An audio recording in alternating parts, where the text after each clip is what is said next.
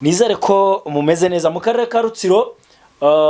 Havutse ikibazo mu buryo cyangwa se ikibazo kinareba cyane Minisiteri y'Uburezi.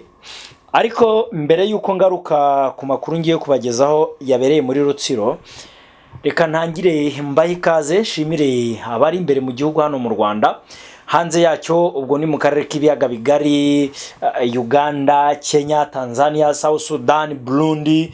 Ndagira ngo mbashimire, nizere ko mumeze neza. Hanyuma reka mbanze suhuza umuntu bita Giheko cyangwa se Tuyishemeza Alexis Giheko. Ni umwe mu bagabo bazwiho kwita cyangwa se gukurikirana mu bintu bijyanye na entertainment mu gihugu cy'u Burundi, muri kapitali Bujumbura. Giheko rwose aho uri hose turagusuhuje, hamwe n'abavandimwe bacu b'abarundi. Nizere ko mumeze neza, tutibagiwe n'abaturanyi b'Abagande, abari muri Kongo, mwese turabashuhuje nyamuneka. Ariko Giheko Shema ndagusuhuje aho uri hose, wumve ko tugufite ku mutima hano ku Mwitsi TV. Nizere ko umeze neza. Gusuhuza nk'abandi Kayitare Intare, umunyamakuru nkaba n'umusesenguzi umwe wese mwiza ndetse wabigize umwuga. Collège de Rapin ni kimwe mu bigo bya segonderi bibarizwa mu karere ka Rutsiro. Hagaragaye umwarimu w'igisambo, umwarimu w'umujura, umwarimu mbivuga gute, ni umwarimu w'igisambo ndetse w'umujura kabombo, umujura ruharwa, wayogoje ibigo, yiba ayogoza abanyeshuri. Umwarimu sinzi, ni ikibazo cyateje umwuka mubi mu kigo cy'amashuri. Urumva n'uwabuze bodaboda hita bimushyiraho wabuze mana yanjye, reka mvuge ko ibi bintu biteye isoni, kuko birababaje kubona umuntu w'umwarimu. Kera twajyaga tugira ikibazo tukavuga, ariko se abarimu kubera iki batajya bongererwa umushahara? Tukibaza, n'abarimu barigisha, abarimu baratraininga, abarimu batanga amahugurwa, abarimu bagatanga amasomo. Ibyo bintu byose tukabibara, tugasanga abarimu nta kintu badakora. Uraba meya waraciye kwa mwarimu, uraba mwarimu nka mwarimu waraciye kwa mwarimu, uraba executive w'umurenge waraciye kwa mwarimu, uraba governor runaka waraciye kwa mwarimu, uraba minister kugeza ku rwego rukuru rw'igihugu waraciye kwa mwarimu.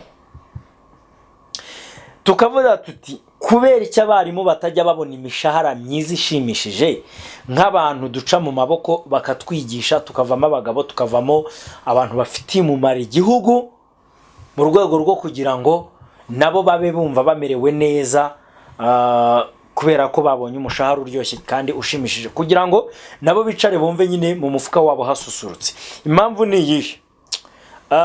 Wenda naragera kure, nigeze kujya kunywa amata ahantu, umuntu arangije yaka isukari kugira ngo ashyire mu nshyushyu, bamuha isukari ariko iranga ibanye. Nawe yanga kuripfana, aravuga ariko ko mu misukari nk'iy'abana bo kwa mwarimu bimeze biti kandi ndi bwishyure. Impamvu rero nari ntanze urwo rugero, urumva ko abarimu bari barabaye iciro ry'imigani. Urumva bivuze ko nyine nta mwana uvuka kwa mwarimu cyangwa se umwana wo kwa mwarimu wanywaga isukari fatika, kuko urumva n'unywa nyinshi n'udufaranga duke papa cyangwa mama hembwa niba ari mwarimu, urumva ko ni ikibazo kinakomeye. Ubwo nyine nakayiko kamwe nako katanuzuye ugashyira mu itasi y'igikoma cyangwa se mu rukombe rwa plastique rwa rwabagunga, ariko bigafata ubusa, bakavuga ni isukari yo kwa mwarimu. Urumva ko niba baragezeho bakabiciro ry'imigani, wa mugani nk'abandi barya inyama za babandi ariko ari intoryi, urumva ko ari ikibazo gikomeye. Bikagenda bite rero, ukumva ko nawe ari wowe ntago byagushimisha. Kandi mbere najyaga numva nko mu myaka ya za 90 gusubira inyuma, no guhera muri za 2000, oya wenda guhera muri za 2000 gusubira hasi muri za 90 gutyo, ubundi umuntu wabaga avuka kwa mwarimu burya ngo yabaga ari umuntu ukomeye w'ikitabashwa. Kwa munitrice rwose najyaga numva bawita ngo ni kwa munitrice, ariko ni amakuru mutaza kugira ngo ndazehetse, uretse ko buriya gusaza si ikibazo ikibi cyangwa ikosa, no gusaza wanduranya, ariko gusaza ntacyo bitwaye. Hanyuma umugabo utamenyekanya amazina mu rwego rw'uko ariko inzego zabishatse, mu karere ka Rutsiro kuri Collège de la Paix yagize gutya afatanwa telefone, hanyuma bihita bigaragaza n'ubujura bwose bwajyaga bubera mu kigo cy'amashuri, bihita bigaragara aho byaturukaga. Impamvu ni iyihe? Umugabo ngo yagize atya yihina mu nzu kwa Landlord aho acumbitse cyangwa se aho akodesha mu icumbi rye, aragenda ahakura telefone ya Infinix, arangije arayibwika cyangwa se arayibika. Telefone igira gute? Irabura. Hanyuma telefone bikibazo, barasaka babura amatelefone, basaka mu baturanye barabura,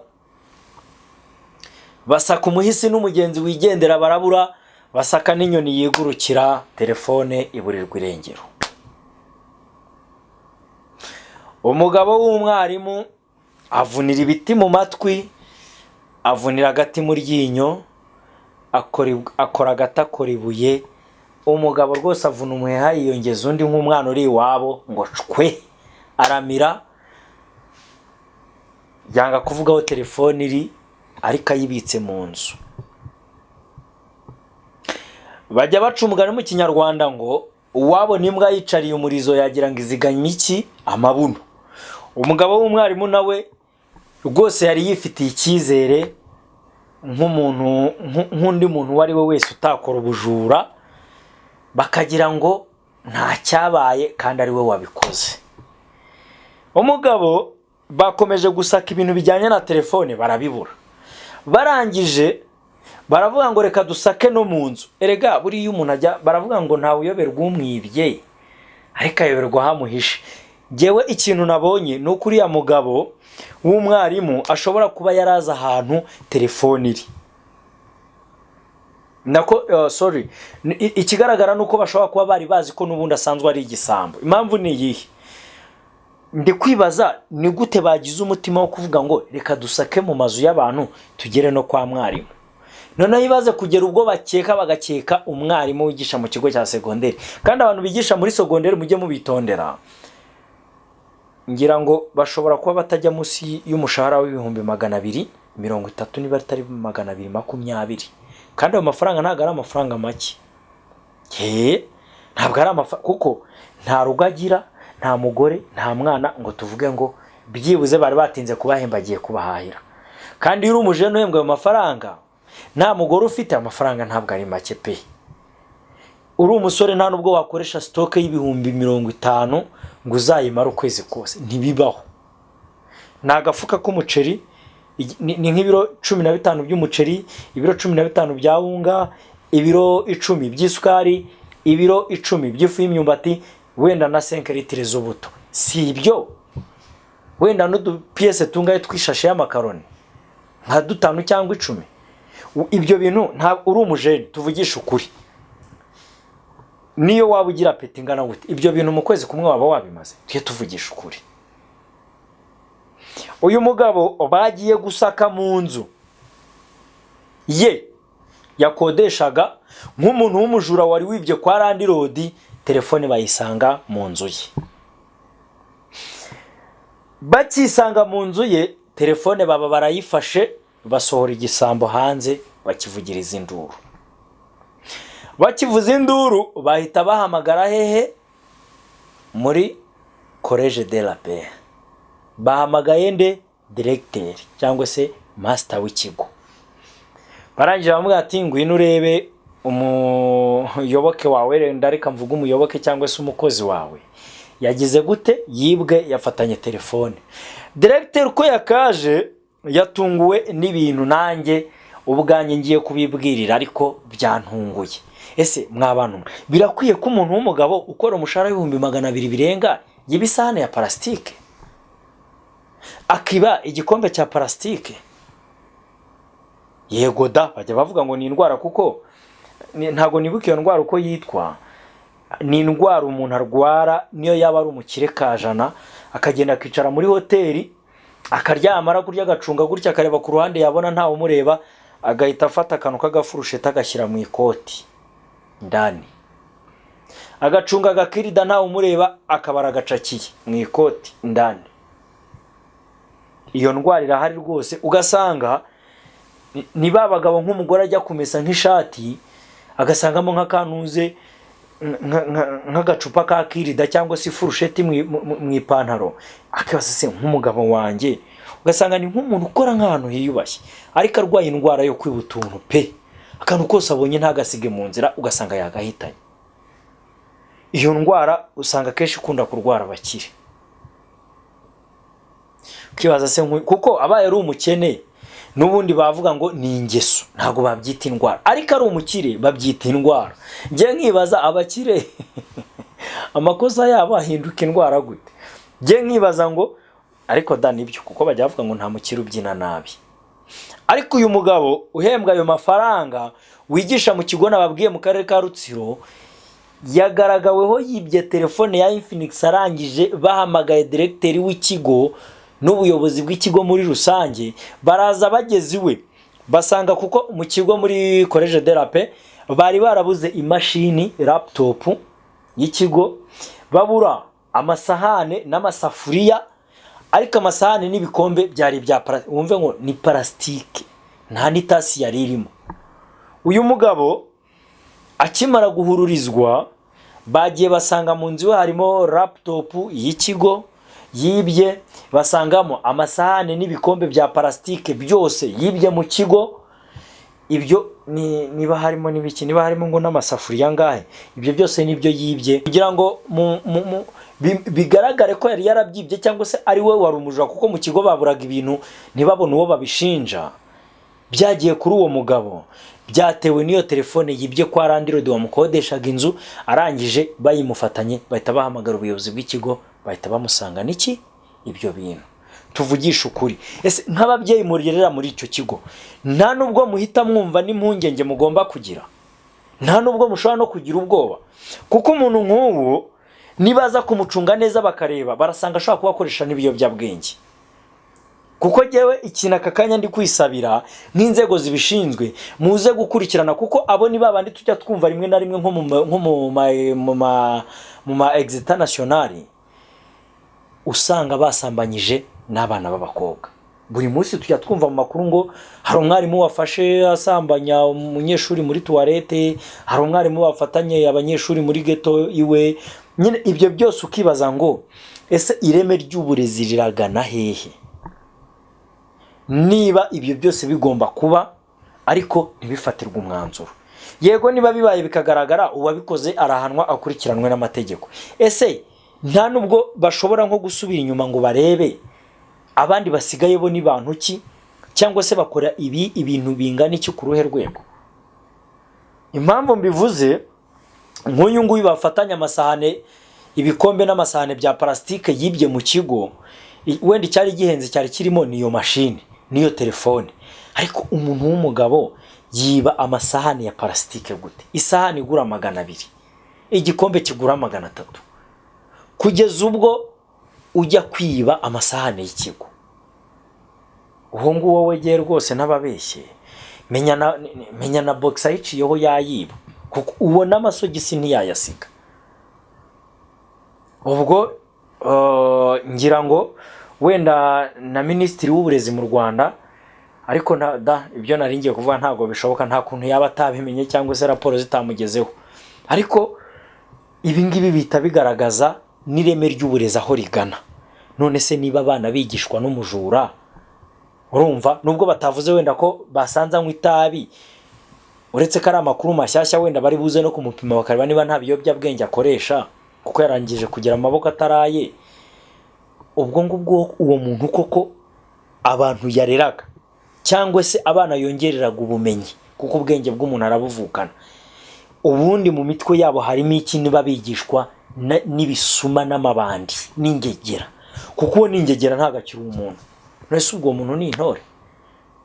Base gucunga neza nicyo kintu cyonyine nabasha kuvuga, kuko ntago uwo muntu ntago ndi kumufata nk'umuntu w'inyangamugayo kuko yarangije kugaragaza urwego rwe, ahubwo bibe n'impamvu ituma basubira inyuma barebe n'ibigo yagiye yigaho uko biba bihagaze mu burezi bwabyo. Nibyo kuko nibajya kureba ikigo yigishagaho bakareba nyine ibyo yahakoreye, ibyo ni ibintu biri bugaragarira aho ngaho. Ariko se aho yizeho bimeze biti? Kuko birashoboka, ntabwo iba ari ibintu bipfa kwizana gutyo. Ushobora gusanga ari ibintu yakuye mu bigo yagiye yigaho kugeza arangije abonye diplome, ugasanga none arabikuruye arabizanye nanone agiye kubishyira he? Aho agiye gutanga ubumenyi cyangwa se uburezi. Ibi bintu mba ndimo ndabisaba inzego zibishinzwe, harimo na Minisiteri y'Uburezi. Umuntu nimujya mufata umwarimu cyangwa se umuprofe gutya mu kigo yakoze amakosa nk'aya ngaya, nyamuneka mujye mugenda murebe n'ibigo yizeho, mu bikurikirane murebe byigisha abana gute cyangwa se abantu babyigishamo bo bameze bate, kuko ntago ari ibintu biba bije gutyo gusa. Umuntu arivukira n'ibyo, umuntu aba afite indwara ze ku giti cye cyangwa se ingeso n'imico mibi nk'ibyo ngibyo akivukira, ugasanga arabikuranye wenda n'ababyeyi ntako batagize, bamuhaye ibisabwa byose, bamuhaye uburere, ariko kanga kananirana. Ibyo ni ibintu dusanzwe tuzi. Ariko ushobora no gusanga nanone umwana ashobora kwigira imico mibi mu kigo bitewe n'ikigo yigaho n'abo yigana nabo ndetse n'abamuha uburere, ndavuga nk'abarimu, ariko ugasanga bya bintu arabikuranye biramukurikiranye. Iyo diploma arayibonye, noneho yabona nk'akazi mu kigo runaka, ya mico yose agahita yirundumurirayo akayijyana. Niyo mpamvu nanivuze ngo nibajya babona abaprofe bameze gutyo cyangwa abarimu bameze gutyo, bajye banabakurikirana barebe aho bizeho bahize bimeze biti, bitwaraga bati. Ibi bintu genda saba ko ahubwo bibaye na ngombwa bajya baha akazi abantu nk'abo, babanje no kumenya imyitwarire yabo no mu buzima bwabo busanzwe bwa buri munsi, kuko ibi ngibi birakabije pe, biragayitse, biranasuzuguritse. Uyu ntago ari umuntu wo kujya mu bantu ngo avuge ngo agiye guha uburere abana b'abanyeshuri, abaha ubumenyi. None se ubwo ngubwo ahubwo nimutitonda ko mushobora gusanga nabo yigishaga ahubwo hari abo bafatanyaga kwiba ibyo bintu. None se ubu tuvuge ko yabyibaga akabyitwaza? Ntago bishoboka. Namwe abanyeshuri murabazi, namwe uko mwagiye mwiga murabizi uko mwigaga, uko mwakuze mumeze. Murabizi abantu mwagiye muca utuvarize twa bagenzi banyu, abantu mwagiye muca utugufure tw'amamare ya bagenzi banyu, murabizi nyine uko mwakuze bimeze. Ukihanagurira agakweto ukakanika uzi kuri bukajyane muri etide, ugasanga abandi bakambaye. Ukimesera ishati uzi kuri buyambara, ugasanga abandi bayitayemo. Ese ibyo ni ibiki? Tuvugisha ukuri, ni ibiki? Ndetse ko bitacika wenda n'ubundi ntago uba wibye icyo gihe uba witije, n'ubundi nta kindi kigo uzajyana kubyiganamo, ubu uzabyigana aho ngaho nyirabyo akabibona, akabikwaka cyangwa akabikurekera. Ariko nibyo ndimo nanavuga, bajye babakurikirana barebe naho bagiye biga, bize bimeze bite, bahavuye bigenze bite, nyine nayahe manota bafite muri society y'abanyeshuri. Bafite amanota ngahe ku ijana? Witwara guti? Ni iki wafashaga ikigo cyangwa se ubuyobozi bw'ikigo kugira ngo ugire inama bagenzi bawe, hanyuma babone gutanga akazi? Bo ndabashimiye, mukomeze mugire ibihe byiza, mukore subscribe, like ndetse sharing na comment. So nari nibagiwe no kubabwira ngo nyuma yo kunkurikira ku Mwitsi TV, mujye munkurikira no kuri Papa Urwagasabo TV. Nimvuga Papa Urwagasabo ushobora kugenda ko nabonye hari n'izindi channel zinyitirira zimeze nk'izo ngizo, ariko nyamuneka umuntu ushaka no kunkurikira ku bindi binyamakuru ujye unkurikira kuri Papa Urwagasabo, ni channel yanjye. Ukore subscribe, ukore share, ukore link ndetse na comment kugira ngo umenye channel yanjye. Logo yayo iriho umuntu wafoye umuheto mu ibara ry'umuhondo, niyo mpamvu nayise Papa Urwagasabo. Buri igihugu cyacu twarakirasaniye mw'abantu, niyo mpamvu nakoresheje ako kantu. Nujya ukabona za Papa Urwagasabo zirenga zingahe, uzagende umanuke n'ubutarayegeraho, uzabona ifite logo y'umuheto, irimo umuntu wafoye umuheto mu mabara y'umuhondo. Iyo niyo Papa Urwagasabo TV, nayo muzajya muyinkurikira, naho niyo channel yanjye. hano mba naje mu kazi, ariko mba ngomba no kubararika kugira ngo naho mujye munsura murebe ibikorwa byanjye. Murakoze, mugire ibihe byiza.